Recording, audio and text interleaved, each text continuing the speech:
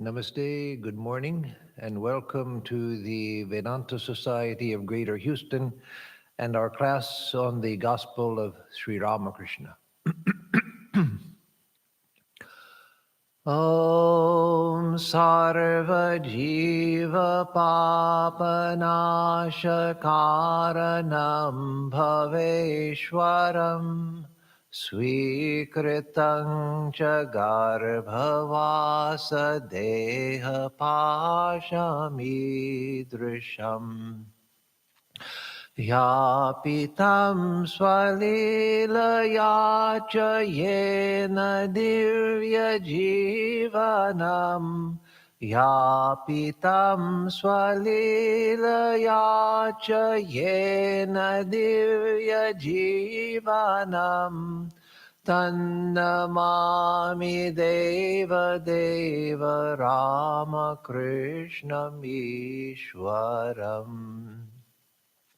Om Shri Vivekanandari Satchishya Supujitaya Shri Sharada Devya Virata Sevitaya Shri Ramakrishna Paramahamsaya Avatara Varishtaya Chate Namaha.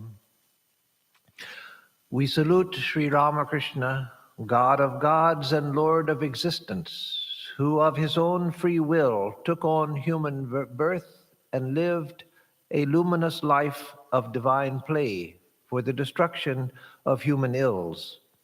We salute that incarnation of God, Paramahamsa Ramakrishna, who is worshipped by pure-hearted disciples like Vivekananda, and who is ceaselessly served by Sri Sarada Devi, the Divine Mother herself.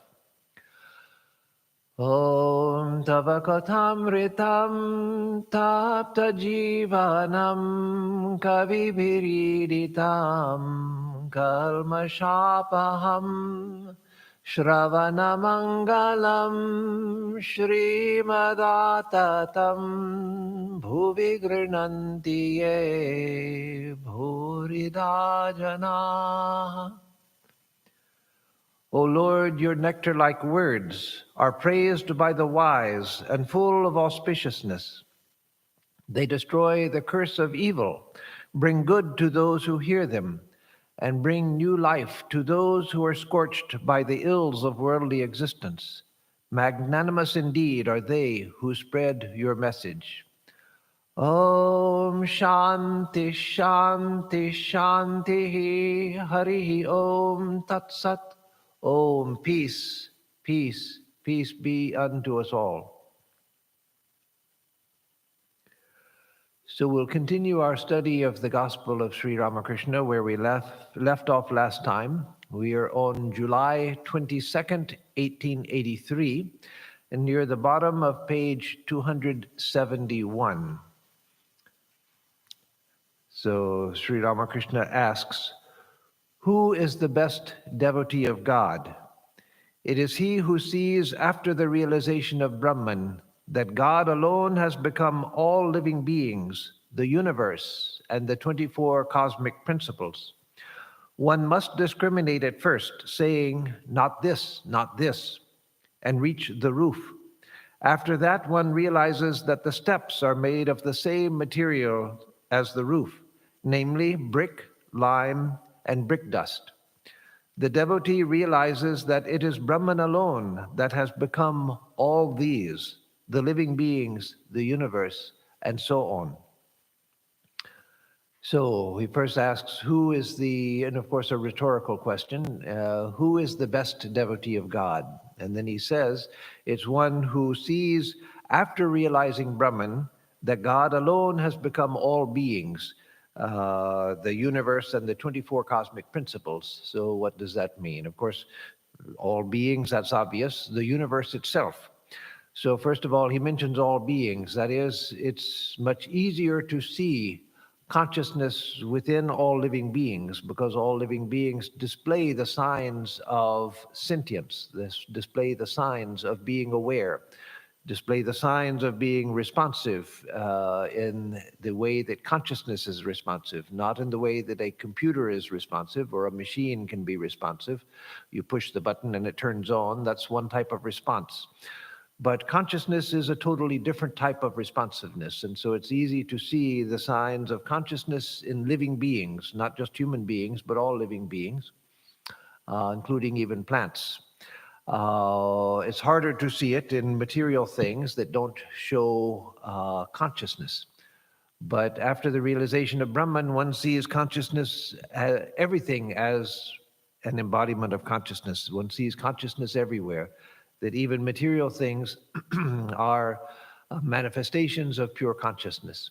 And so one sees, after the realization of Brahman, when one sees all beings as consciousness, the universe itself as consciousness, and then he mentions the 24 cosmic principles. That refers to the 24 principles of Sankhya philosophy, Sankhya and yoga, much of which Vedanta accepts also, but it's really a Sankhya classification, that the universe has come from 24 cosmic principles. I won't go into them, but they include the 5 elements, the 5 pranas, the sense organs, the different parts of the mind, etc. And so that refers to the fact that one not only sees this universe and all the beings within the universe as manifestations of consciousness, the consciousness of Brahman, but one sees the subtler aspects of the universe, also the source of the universe, and all of the evolutes of consciousness, all of that also is just manifestations of consciousness. So one sees all of this, including living beings, and one sees that which is behind all of this also, the principles on which this is manifested. So one sees all of that as Brahman, manifestations of Brahman, that Brahman has become all of this. And then he says, as he often does, though here he doesn't give the full explanation as he sometimes does, he says that when you want to reach the roof of a house, and this, of course, is an Indian-style house, much like a house in Mexico. It doesn't refer to an American house, which may be made out of 2x4s and wood paneling and so many things, but an Indian house or most Mexican houses where it's made out of cement or made out of bricks, and as he says, bricks, brick dust, and lime. Or for us, bricks, lime, and sand mixed for mortar. And so one ascends the steps leading up to the terrace of the roof. Again, in India, the flat roofs of a brick or a cement building. And then the steps, permanent steps, which are outside of the house, but along the side of the house, which are also made of bricks and mortar. And so first one ascends the steps by leaving steps behind one by one. And so that he compares to the process in Vedanta of saying, not this, not this. This is not reality, this is not reality, the mind is not reality, the ego is not reality, my thoughts are not reality. Everything that I can perceive as an object is not it. So I leave that behind until I come to the realization of Brahman, that which is left after the process of not this, not this. And so, again, comparing that to going up the steps to the top of the roof. You want to get to the top of the roof, which is compared to Brahman. And so you leave one step behind after another. No, not this step, not this step, not this step. And one comes to the roof, this is it. And but then, as he says in the example here and elsewhere, after coming to the top of the roof, you see that the steps are made of the same material as the roof itself. And so then you see that there's no longer not this, not this. Not this, not this, neti, neti, is a process for coming to the roof, leaving one step behind after the other. Or in spiritual life, it's the process of leaving everything that we can experience behind, as this is not reality, this is not reality, this comes and it goes. It's just a temporary appearance. It comes in time and it disappears in time, so it can't be ultimately real. It's just an appearance within time. So not this, until you realize Brahman. But then, just like the person on the top of the roof, seeing that the steps are made of the same material as the roof, then everything is the same material. So after coming to Brahman, when one once again returns to the perception of the world, if one returns to that perception, one sees that everything here is that same Brahman.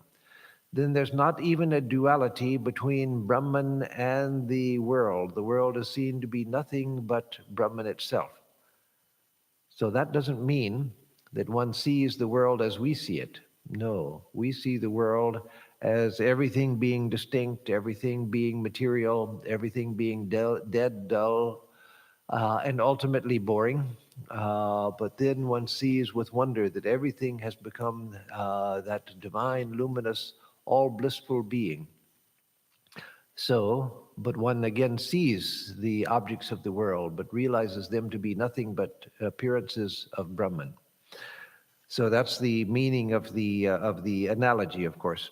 And so he says that one who does that is the greatest devotee, because then they see God everywhere. For a person following the path of devotion, generally they don't follow the path of not this, neti, neti. That's followed more on the path of knowledge, where you're seeking Brahman alone. But a similar effect happens on the path of devotion, because there you want God alone. You want to come to God alone. And so it's not this, this is unreal, this is unreal. It's, no, I don't want this. I've had enough of this. I've had enough of it. So it's not a question of philosophical analysis and philosophical understanding that everything that comes in time goes in time, so it's unreal. So let me seek reality. No, it's I want God because God is the beloved, and here there's nothing for me. There's nothing here that I want, nothing that I need to experience, nothing here that attracts me anymore. So leave it all behind. So that is the devotee's neti neti. I don't want it. I don't want it. I remember it made a deep impression on me once, many, many years ago, Swami Swahanandaji, when I was in San Diego, and he used to come down to speak once in one of his talks. He said that in spiritual life, a time has to come sooner or later. For many, it comes later, but it has to come before we can progress far, that do I want any of this? I just don't want it. It no longer attracts me. We can't come to that until we've had enough, until something in the mind realizes that there's nothing here that can satisfy me. So in the early stages of spiritual life, when we don't have that, we have to discriminate, we have to think about the insufficiency of all of our experiences. And when desires come to mind, we have to think that, is that really going to give me what I hope it's going to give me? No, it won't. And so we work with the mind and try to convince it. But then a time comes when you just think, I don't want it. I don't really want it. It no longer attracts me anymore. That's a very wonderful, auspicious step when it comes in our spiritual life. So again, the Jnani says, not this, not this. The Bhakta comes to the point where, no, I just don't want it. I now find that the only delight will be in coming to God, and I want to get there. So just everything get out of my way, out of my way. I want to go there. So then he continues, mere dry reasoning. I spit on it. I have no use for it. The master spits on the ground. So that should be understood in the way that he would have done it. It doesn't mean that he spits out a wad of spit on the ground or anything like that. It just means like that, a sort of a ritual spit, just like that. I spit on it. Again, that's what the master spits on the ground means. Mere dry reasoning, I spit on it. I have no use for it. And so we find the master saying that over and over again. And yet you find that Swami Vivekananda talks about the need for reasoning, the need for analysis, and so forth. So they're talking about two different stages in spiritual life. Swami Vivekananda himself, in a number of places, says that reason cannot take us to the ultimate. He says in one place that reasoning is the street sweeper that clears away the obstacles, gets rid of the garbage. It's that which through reasoning we understand that what it is that is to be desired and what it is that is not to be desired, and we free ourselves from illusions. So reasoning has an extremely important place in the early stages of spiritual life. Without reasoning, and many people jump into spiritual life without reasoning, without thinking what they're doing. They hear that they need a guru, and so they go running after the first person who says that they are a guru, and the person who has the best advertisements in the papers and magazines and so forth, and run after, and then they find themselves in deep trouble because they followed the wrong person. Rather than using their reasoning and looking and seeing, is this person worthy of my devotion? And testing them, seeing if they are.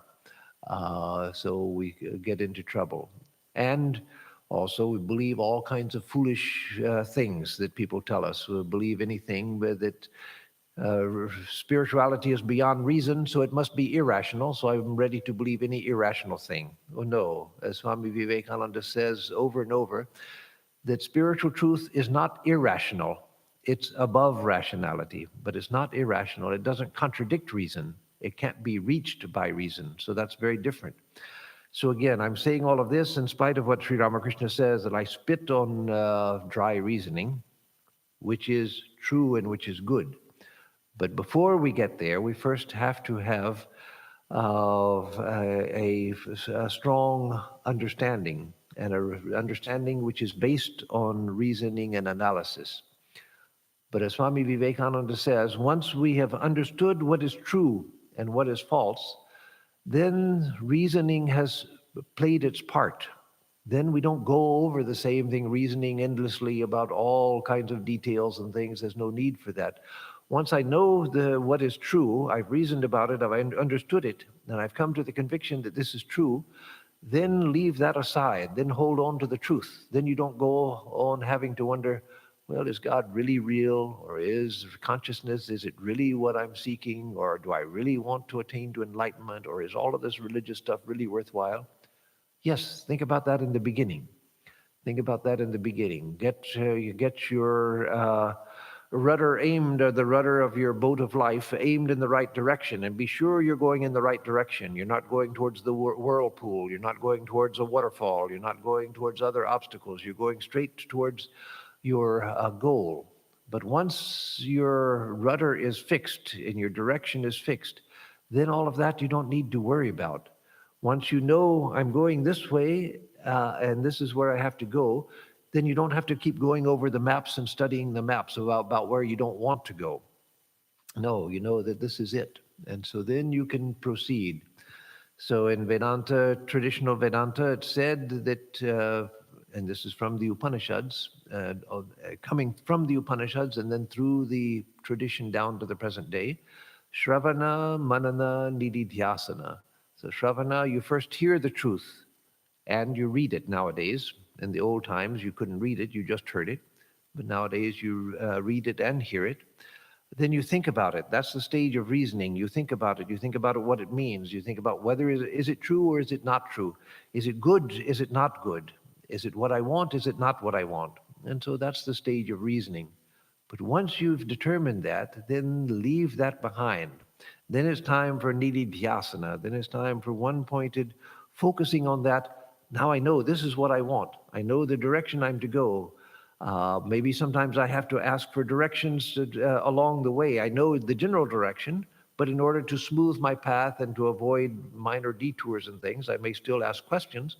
But I ask questions in order to smooth my path, not because I'm still spinning out dry reasoning. So again, mere dry reasoning, I spit on it. I have no use for it. And so again, look at every word he says. Mere dry reasoning. Mere only. Mere means just reasoning, without any other purpose, but just scratching the brain, giving exercise to the brain. I like to doubt and I like to question. Well, that's okay. And then dry reasoning. that is, without any purpose, without any longing to get to the object of the reasoning. No, that won't do you any good. So mere reasoning and dry reasoning will not do any good. Mere reasoning, that is just reasoning for reasoning's sake, and dry reasoning meaning just playing with ideas, rather than, no, I've understood it, this is what I want. So mere dry reasoning, I spit on it, I have no use for it. Later in the gospel, Sri Ramakrishna, speaking to M, Master Mahashaya, he says, he begs him, please promise me that you will stop dry reasoning. So this was something that Sri Ramakrishna said again and again. So again, we have to realize Sri Ramakrishna was talking to people who no longer had the need for mere dry reasoning. They had the need for spiritual practice and for developing spiritual longing. So he goes on, why should I make myself dry through mere reasoning? May I have unalloyed love for the lotus feet of God, as long as the consciousness of I and you remains with me. So as long as I and you, this consciousness remains, I and you, then may I have unwavering devotion for God. May I keep that unwavering, unalloyed love. Why should I make myself dry through mere reasoning? No, let me practice the art of love, and even for one on the path of knowledge. Reasoning has its purpose in, again, understanding what the path is and why. But once you have that, even on the path of knowledge, you don't go on reasoning uselessly. You fix the mind. Now I've understood the direction of the self, and I want to come to the self, so let me fix my mind on that. So we go forward with that.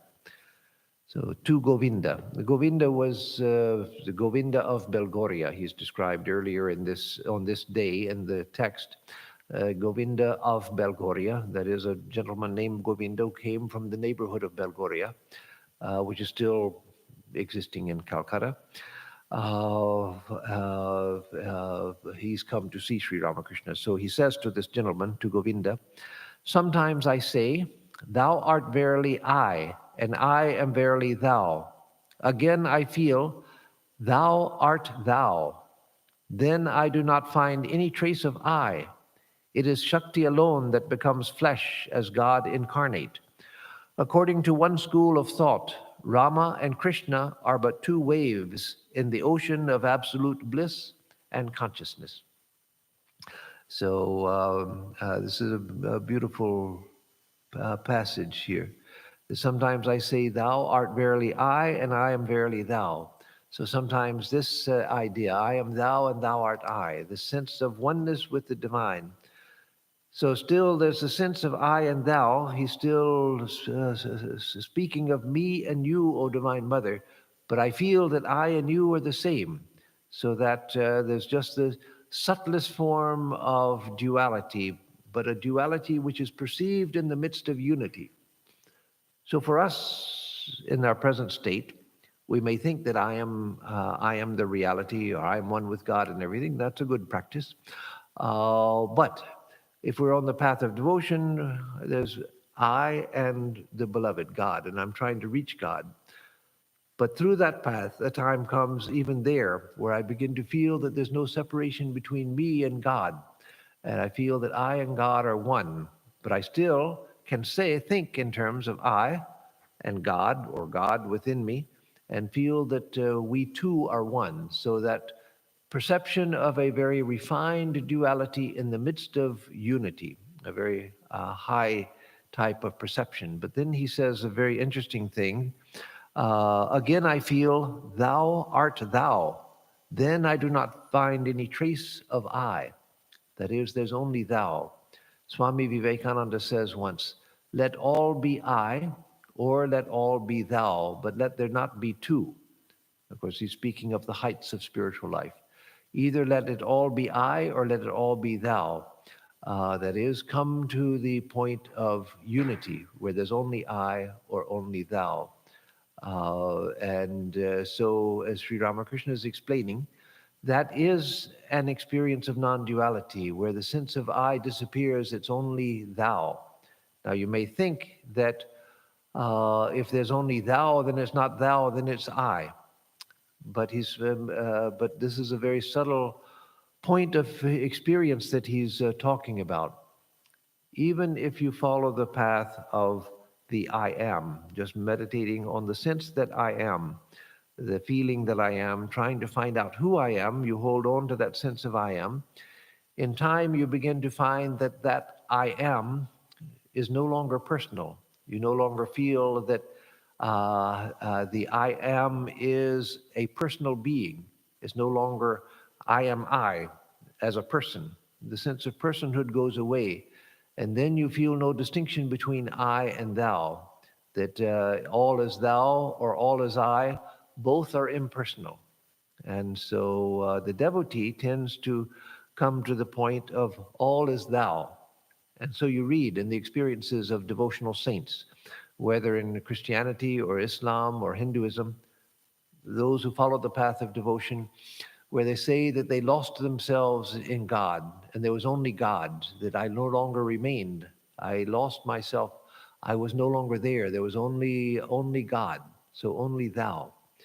And one following the path of knowledge usually follows the path of I, and then there is no thou, there's only I.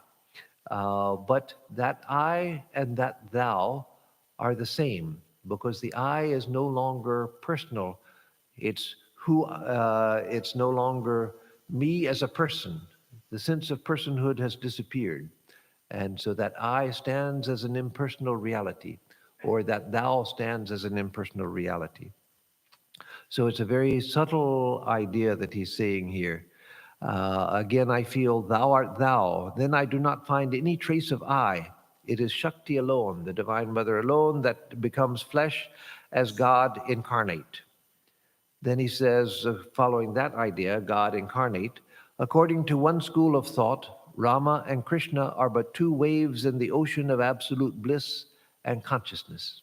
Yes, we also are waves in the ocean of bliss and consciousness. Then one perceives that God alone exists in all beings as consciousness. After this realization comes Ananda, bliss, Advaita, Chaitanya, and Nityananda. Now, this is wonderful. There's a note on this, but the note doesn't really explain. It only explains the meaning of the words, but not the significance of what he's saying. So I'll ignore the note in the book. So he says that Chaitanya, consciousness, Chaitanya, which is consciousness, is awakened after Advaita Jnana, after the knowledge of oneness. So after we realize non-duality, then consciousness is fully awakened. Yes, we're conscious now. That's why I can speak to you and you can listen to me. But we don't know what consciousness itself is. I only know that I'm conscious because conscious processes are going on and I'm aware of what I'm doing. But what awareness by itself, outside of process, outside of experience, what that is, we don't know. Once we realize the non-dual consciousness, then we realize consciousness itself, by itself, as the non-dual reality, the sole reality. Then when we come back, then we have a hold on consciousness and we see that everything is consciousness, because now we have realized what consciousness is. And we see that that is the reality in which everything is just a modification, just waves in the ocean of consciousness. And so from the non-dual knowledge comes the awakening of consciousness. And then after this, then one perceives that God alone exists in all beings as consciousness. So then one sees consciousness everywhere, as everything and within everyone, as the divine reality within everything. After this realization comes Ananda, bliss. So with that perception of divinity everywhere comes infinite bliss, unending, undecaying bliss.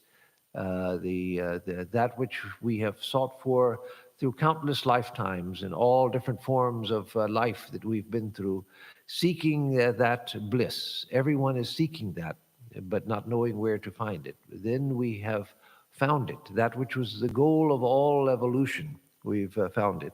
Then he says, Advaita, Chaitanya, and Nityananda. So what does that mean? He's making a reference to the life of Sri Chaitanya. Sri Chaitanya, the great saint of Bengal of the 15th century, the 1400s, who's considered and who Sri Ramakrishna considered an incarnation of God.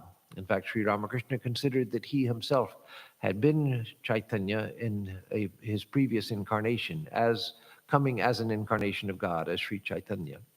And so Sri Chaitanya, it's said, was born because of the prayers of a devotee named Advaita. This older devotee, Advaita, saw the state of the world and saw that the state of the world was very, very bad, that the world had sunk to a low state of dharma. Society itself was crumbling. And so he prayed for the incarnation of God. And it said that Chaitanya, Sri Chaitanya, the person, the incarnation of God, was born as a result of the prayers of Ananda, of Advaita. And then came Nityananda, a sannyasi, who met Sri Chaitanya, and they were together, the two saints who manifested the divine love. So Nityananda was one who came to assist Sri Chaitanya in the teaching of divine love. So Advaita, Chaitanya, Nityananda. So first, as Sri Ramakrishna says, comes the experience of non-dualism. Then with that comes the awakening of consciousness. And out of that comes Nityananda, eternal bliss. And so, but he's again making a historical reference: Advaita, Chaitanya, Nityananda, non-dual awareness, the awakening of consciousness, and eternal bliss, but also Advaita, the devotee who prayed for Chaitanya. Chaitanya, the incarnation, was born, and then Nityananda, the great illumined soul who accompanied Sri Chaitanya as they danced in ecstasy, leading devotees, crowds of devotees in ecstatic singing and dancing. To him, let me ask you not to disbelieve in the forms of God. Have faith in God's forms. Meditate on that form of God which appeals to your mind.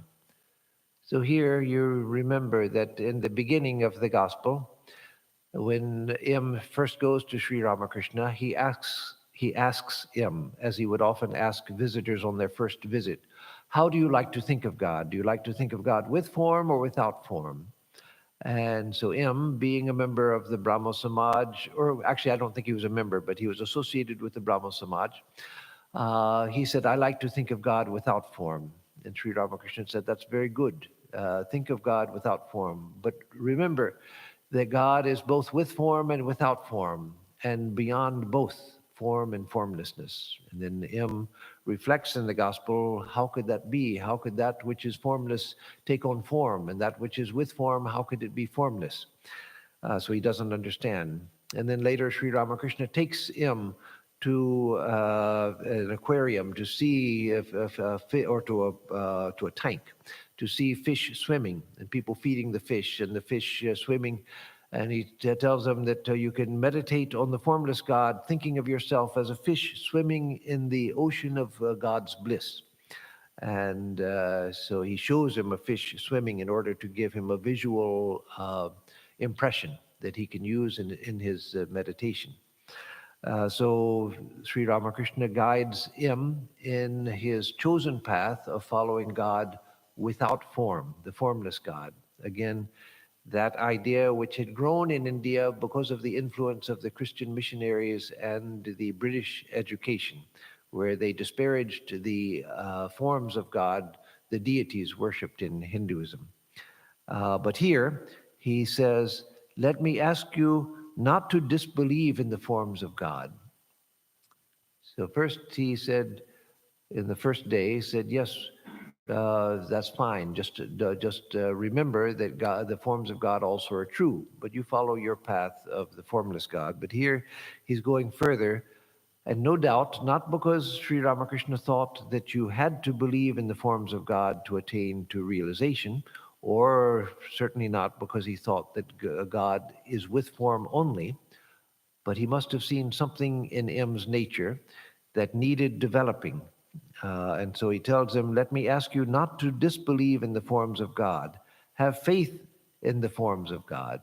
So he said, first, don't disbelieve in them, but more than that, have faith in them, that they are real, that God actually manifests in these forms. Meditate on that form of God which appeals to your mind. And so then he goes even further. So first, don't disbelieve, have faith, and then meditate on that form of God which appeals to you. So this may seem to contradict Sri Ramakrishna's teaching that it doesn't matter whether you take God with form or God without form. No, it doesn't contradict that.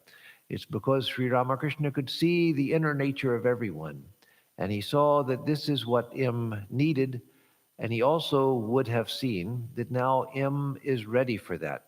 When M first came, he wasn't ready for it.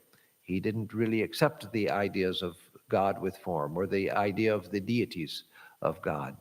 He only understood God without form. But now Sri Ramakrishna sees that he's ready to open to a new way of thinking of God, and that that way is appropriate for him. So then Govinda, he says, Sri Ramakrishna addresses himself to Govinda. The fact is that one does not feel the longing to know or see God as long as one wants to enjoy worldly objects. The child forgets everything when he plays with his toys. Try to cajole him away from play with a sweetmeat. You will not succeed. He will eat only a bit of it. When he relishes neither the sweetmeat nor his play, then he says, I want to go to my mother. He doesn't care for the sweetmeat anymore. If a man whom he doesn't know and has never seen says to the child, come along, I shall take you to your mother, the child follows him. The child will go with anyone who will carry him to his mother. And so here of course, the idea is obvious. The fact is, as he says at the beginning, that one does not feel the longing to know or see God as long as one wants to enjoy worldly objects. So he's comparing us in our normal state, where we want to enjoy the world, to the child who is engaged with its toys. And then it does not even thinking about its mother. It doesn't care to go to its mother. It's engaged with its toys, playing. It's busy. And even if the mother calls the child, come over here and sit with me, the child said, no, I'm playing. I won't go now. And so the child doesn't care to go to the mother. It's busy with its toys. And then a stranger comes and offers the child a sweet to eat. And perhaps the child is so engaged in its toys it says, no, I don't want it now. Or maybe takes a bite and then throws it away because it's not interested. It's engaged with its toys. So you can't even lure it away from its toys because it's engaged. And so that is like us. We think that I don't really want, the world is a painful place. I'm here not because I want to be, but because I'm trapped and I don't know how to get to God. No, there's something within us that wants this. And as long as that is there, we may not be able to see it, we may not be able to sense it, but that's a fact. The mind wants this, and that's why we stay here. That's why we continue here. Even in the midst of painful experiences, there's something in the mind that's saying, even in the midst of painful experiences, well, let me get beyond this, and I'll get to something better. I'll get to something that's fun, something that's enjoyable. But still, in terms of this is what I want. The painful experience is just a obstacle in the road, but still, here is where I'm going to get what I want. This is where I'm going to have fun. So as long as that lasts, then we find it impossible to direct our mind single-mindedly towards God. But a time will come when, like the child, we tire of playing with our toys and we say, no, I want to go to my mother. So we will begin to feel that, no, nothing here attracts me anymore. I want to go back. I want to go to that which is eternal. I want to go to that which is luminous, that which is true, that which is real, that which is blissful. That's where I want to go. Nothing here attracts me anymore. Then deeper spiritual life has begun when that happens. Until that comes, we're in the situation, those of us who are spiritual aspirants, until that comes, we're in the situation where, yes, I want God, but something in me also wants this. And so I stay engaged with this. The mind wants to think about this. It wants to ruminate. It wants to deal with this. It wants to engage with this. So both are going on. Part of me knows that it's only by coming to God that I'm going to solve the problem of life and find fulfillment. But part of me wants this also. And so I can't let go of this yet. And so by thinking of God, by doing spiritual practice, by meditating, by praying, by worshiping, reading spiritual books, watching spiritual videos and things, I'm feeding and strengthening that desire to come back to God. And someday, through that, the mind will more and more begin to think, I really don't want this. I don't want it. And then we begin to go more single-mindedly. Even then, there is the time factor. It will take time to get there. But now we're on the serious path. Now we've actually turned and we're going towards God. And we feel that, no, I don't want this. And we start moving in that direction single-mindedly. And so then he says that a person that the child has never seen comes and says, here, come, I'll take you to your mother. And the child grabs his hand and follows him to his mother. And so like that, when that single-minded longing comes, then anyone who offers to help us, this doesn't mean without discrimination. It doesn't mean blindly following any idiot who says that I can take you to God. No, a person who has come to that point where you think, no, I'm tired of all of this. I want to go to God. That very fact that they've come to that point means that they have developed intense discrimination, discernment. And so someone comes and offers them help. Yes, they're ready to follow anyone who can actually help them. It doesn't mean that they're ready to follow any idiot who says, I'm a spiritual teacher, and if you pay me enough, I will take you to God. No. So it's not a danger at that point. So again, the analogy, you think nowadays about all of the things that things that happen to kids and so forth, with kidnappings and things, and you think, well, the child is ready to follow anyone, but yes, what if it's somebody who's kidnapping him or going to sell him in the human trafficking or something like that? All kinds of horrible imaginations come to mind. No, that's true. Those sort of things happen here. But that's not what Sri Ramakrishna, that's not a danger to this person. The person who has come to the point where, no, I want only my mother, I only want to go to God, then they have a deep sense of discernment. And anything that begins to divert them from that path, they'll immediately push it aside because now they have their sight fixed on where they want to go. And anyone who comes, who offers help and can follow through with actual help, then they'll follow. And you see examples of that. I'll mention one example. There was a great French mystic, Christian mystic, Madame Guyon, who I believe lived in the 17th century. It was at least 17th, it might have been the 18th century. Whenever the great Fenelon, the Catholic priest and mystic Fenelon, who was very famous in Christian mysticism, whenever he lived, because he was deeply influenced by Madame Guyon.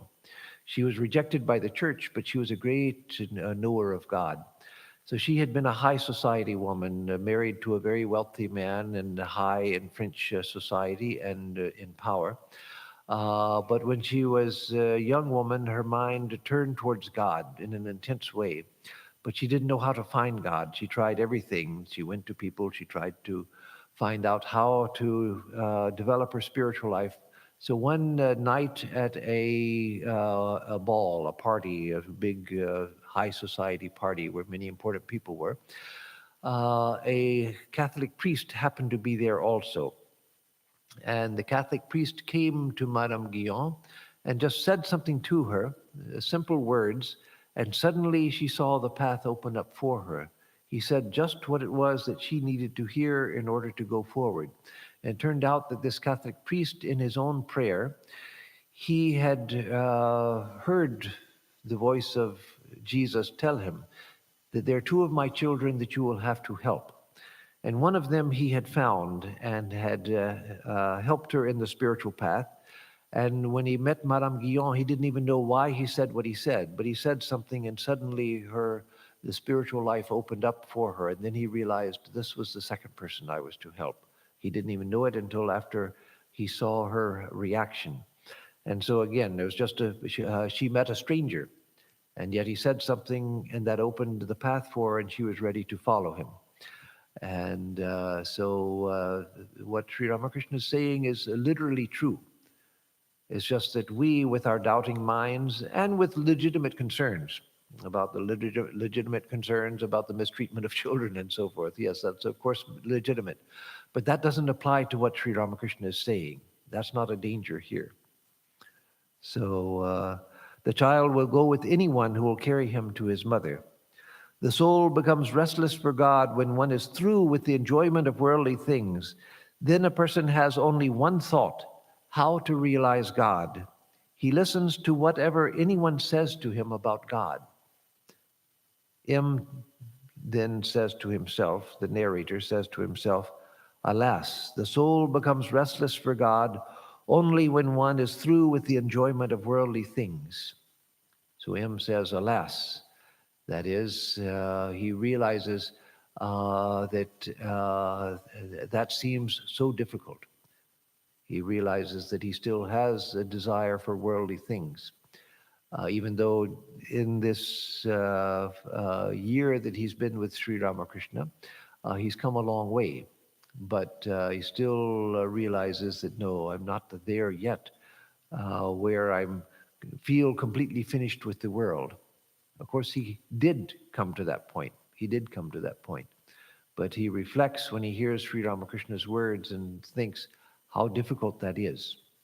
So yes, that's what we feel also when we read the words. And so M's recording his own reaction is a blessing to us, because we feel, yes, I too feel that. When I read these words, I too feel, alas, I have to be finished with this world before I can come to God.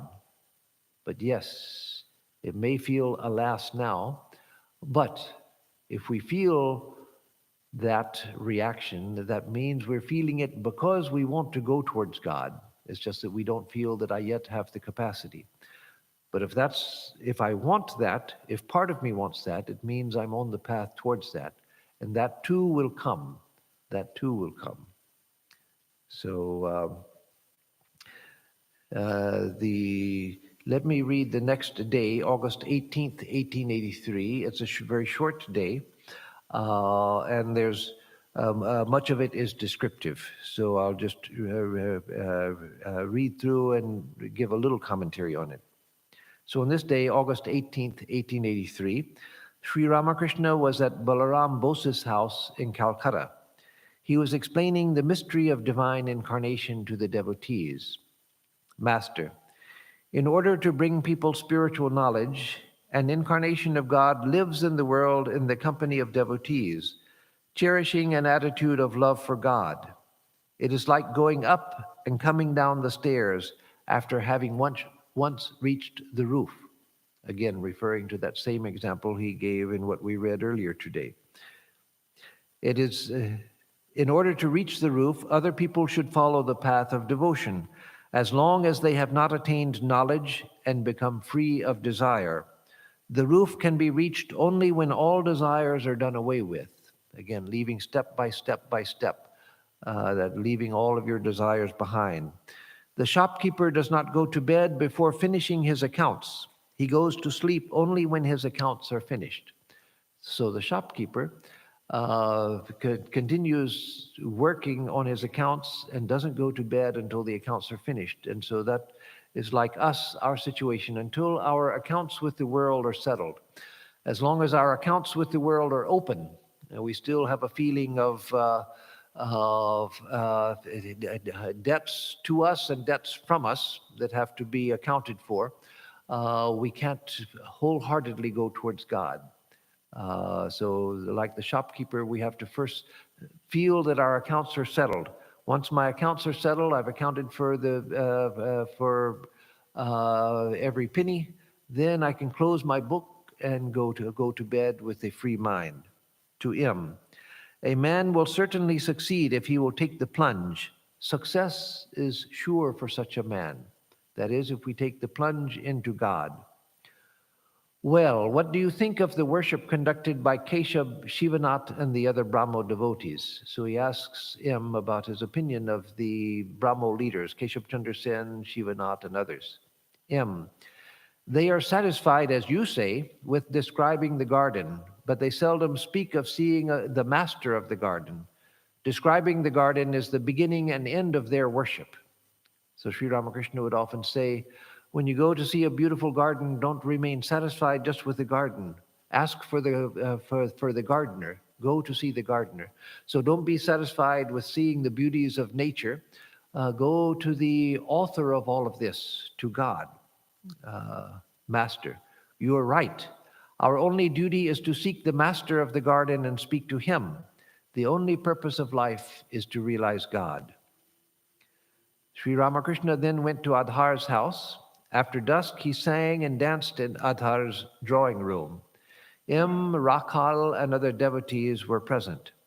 After the music, Sri Ramakrishna sat down, still in an ecstatic mood.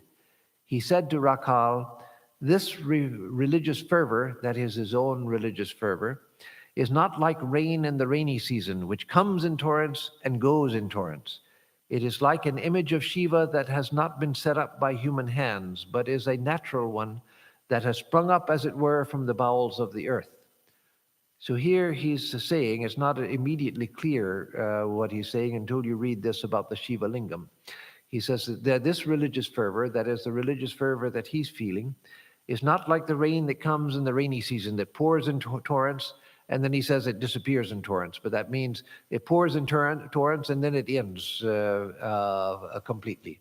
So this is more like the Shiva Lingam that is Swayambhu, like the Jyoti Lingams or the Swayambhu Lingam, that which is a natural lingam which has sprung from the earth itself. It wasn't established by human hands. It wasn't somebody found a rock, shaped it like a Shiva Lingam, and established it and built a temple.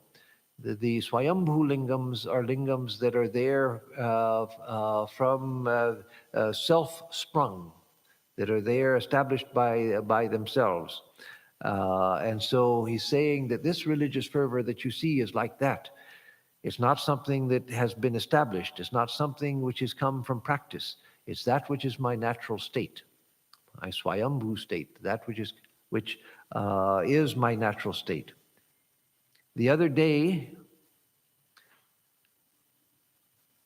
he's talking to Rakhal, yes. He said to Rakhal. And then he continues to Rakhal, the other day you left Dakshineshwar in a temper. I prayed to the Divine Mother to forgive you.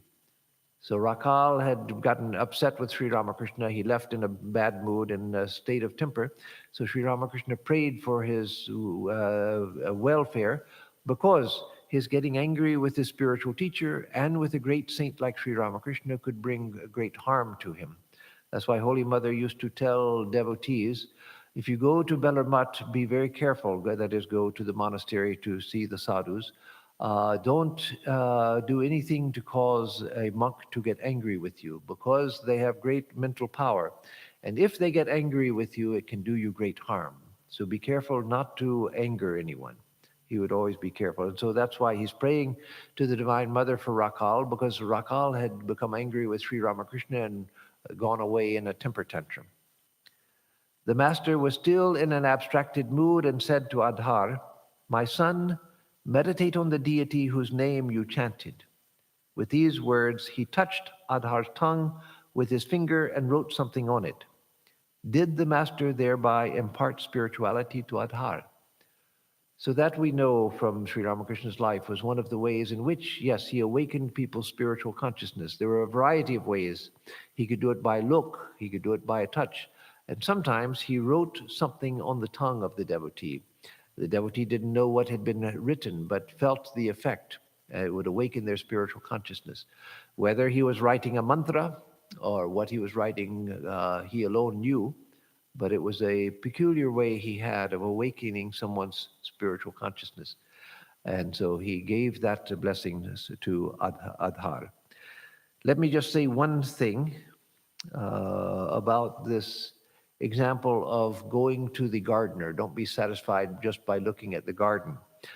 For a long time, many years ago, I never liked that example, so I bring that up in case there are those of you who have the same problem I had with the example.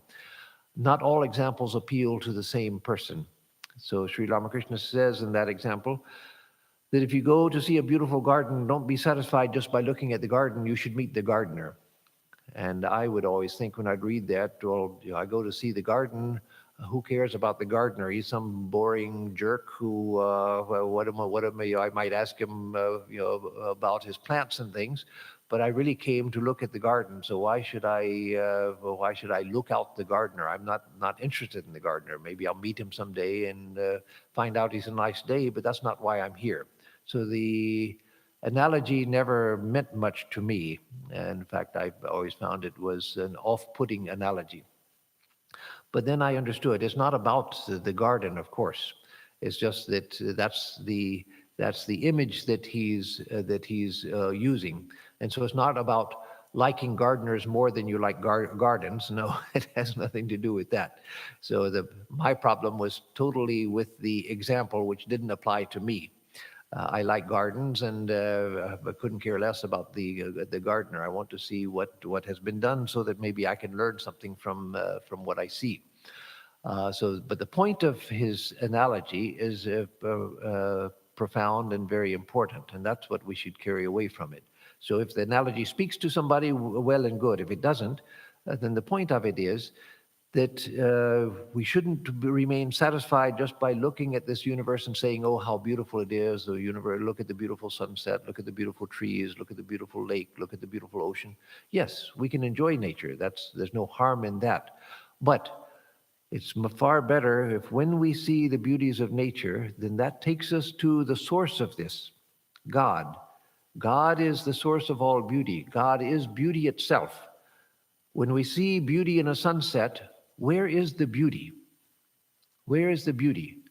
Well, it's in the color. It's in the sun and the clouds and everything. Well, you can throw color all over the place. You can do all kinds of things, and you don't get beauty. What is the beauty? What is the beauty when you see a beautiful lake? What is the beauty? You can't. The philosophers of aesthetics have written books about where beauty lies, and all kinds of theories where beauty lies. But the spiritual perspective is beauty lies in the divine. And a little ray of that is reflected in the beauty of a sunset, the beauty of a lake, the beauty of a pristine forest, and so forth, the beauty of a bird and its coloration, and so forth. And so the mind of a spiritual aspirant, seeing natural beauty, is turned towards God. So that's the point of Sri Ramakrishna's analogy. It's not about gardens and what you should actually do when you go to a garden. It's about what you should do when you see beauty. It should turn the mind towards God. It should naturally turn the mind towards God, because God is the source of beauty. So let beauty lead you towards the divine. So with that, I'll stop. I'll give announcements, and then if there's a question, I'll get that from G10. So for announcements, on Sunday, I will speak at the usual time. I didn't look at the topic, so I'm still not sure whether it's... Okay, thank you. The topic is basic concepts of Vedanta, the mind. So I'll speak about the mind from the standpoint of Vedanta. And then next week, we'll continue the Gita class on Tuesday evening at 7:30, and then the gospel class again next Thursday, same time. So now I'll take whatever question is there. And Suren has a question also. Yes, Surenji. Surenji is here, as G10 is, to help me with the audio visual. Yes, Suren. Going back to the paragraph on page 272. Yes. Soul becomes restless for God, but one is filled with the enjoyment of worldly things. Yes. What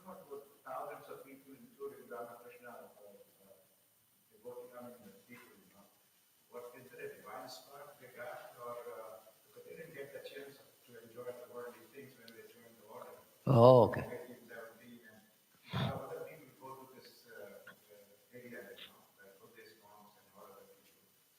How did they do it? I mean, was there a divine spark in their life, or how did the dissatisfaction came so early in their life? So the question is that Sri Ramakrishna says that one can't move towards God wholeheartedly until one is finished with enjoyment of the world. So what about those who renounce the world when they're young, whether Hindu monks or Buddhist monks or Christian monks, whatever, those who before they've even had the chance to enjoy the world, they already feel that they're finished with it. Was it a divine spark which inspired them or what? So we would say that that was past karma, that they had had enjoyment in a past life, and in a past life they realized, I don't want this anymore. And so I know people today, so people among our own devotees, who say, Swami, I don't want to come back anymore. In my next life, please pray that I come back as a monastic. I don't want to go through this anymore. I've had enough of it. So such a person is one who in the next life most likely will, at an early age, realize that they see the possibility of enjoyment out there and say, I don't want this. No, no, for whatever reason, I don't even, the person may think, I don't even understand why, but I see that's not what I want. I want something else. And so they turn towards God. So it comes because of past experience. Just as a person in this life may go through a worldly experience and then come to a point where they realize that, no, I don't want this in this life. And then they turn more towards the spiritual life, or they come to spiritual life and begin to try to go in that direction. But a person who goes in that direction with youth, it's because that's already happened in a past life. And then the question, M was married with children. Nevertheless, he wanted to be a sannyasi. He wanted to dedicate all his time to Sri Ramakrishna. Is this when we realize that there's no higher love than love for God? So yes, M was married. He had children. He was on the point of suicide before he came to Sri Ramakrishna.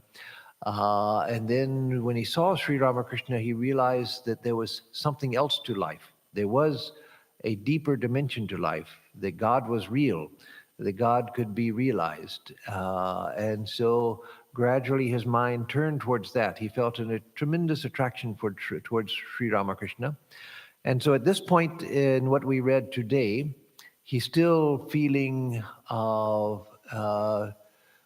somewhat overwhelmed by the idea that I won't feel complete longing for God until I give up all worldly desire. And he realizes he still has some worldly desire.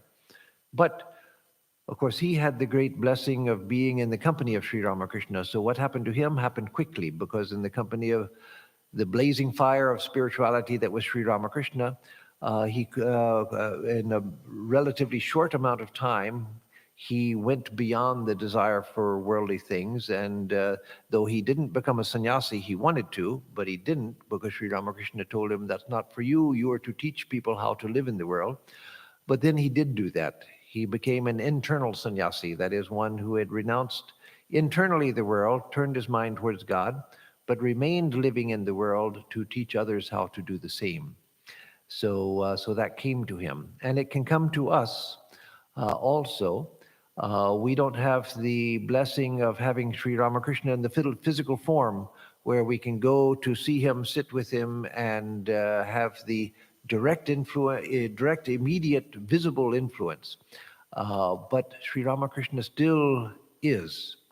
That's why we worship him, not as a memory, but as a living reality. So we can still go to him in prayer. And so it may not have the immediacy of seeing him as a person sitting in front of us talking to us, but it still works.